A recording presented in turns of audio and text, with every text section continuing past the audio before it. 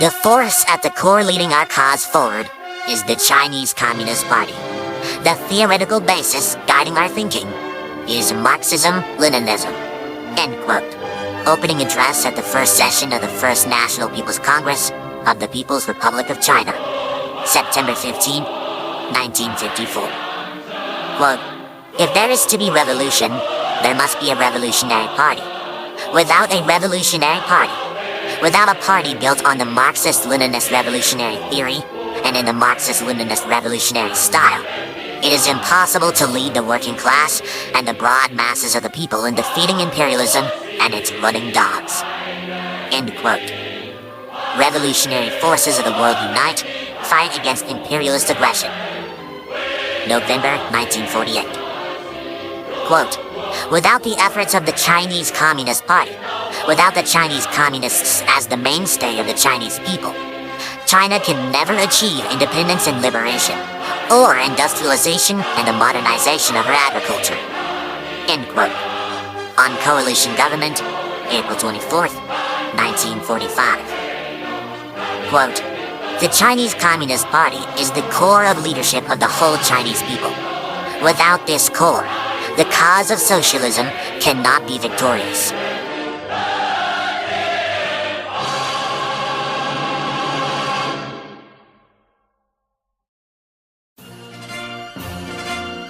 Talk at the general reception for the delegates to the Third National Congress of the New Democratic Youth League of China, May 25th, 1957.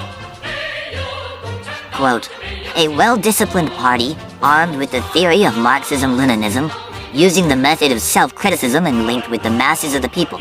An army under the leadership of such a party, a united front of all revolutionary classes and all revolutionary groups, under the leadership of such a party. These are the three main weapons with which we have defeated the enemy."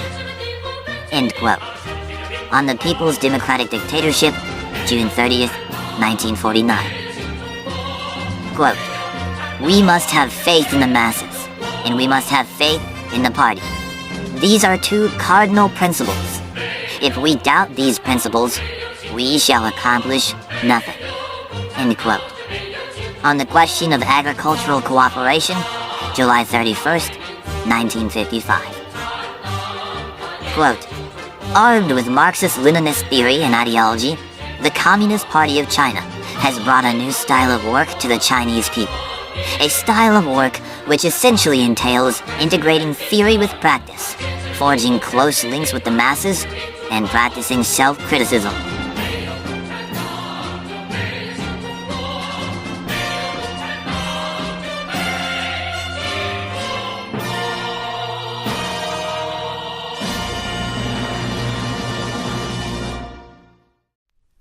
On Coalition Government, April 24th, 1945.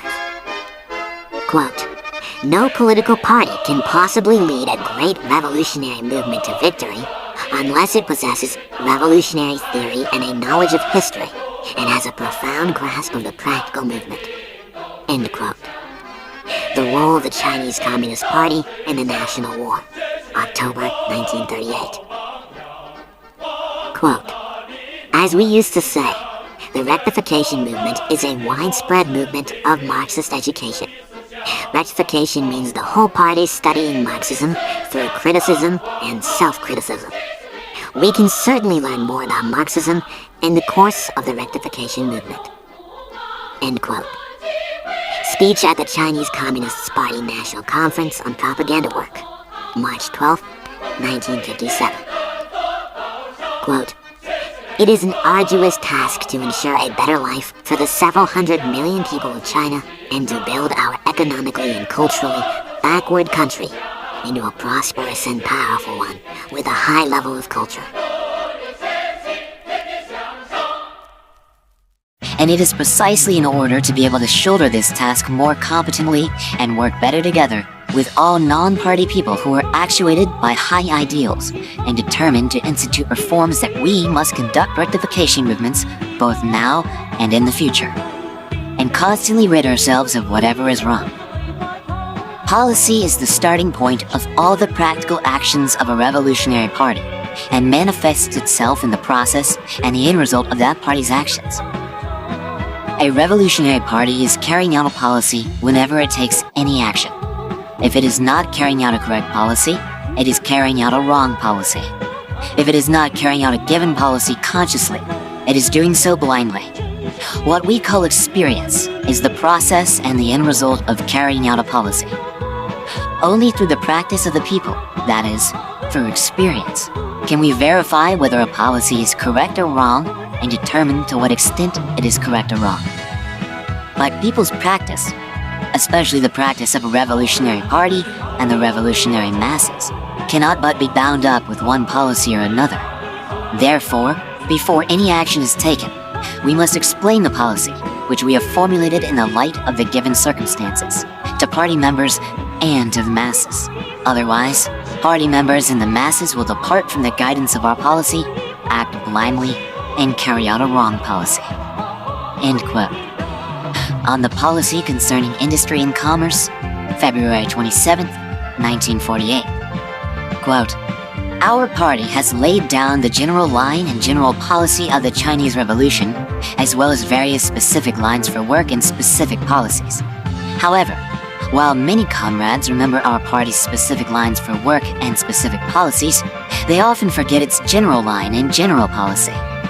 If we actually forget the party's general line and general policy, then we shall be blind, half-baked, muddle-headed revolutionaries.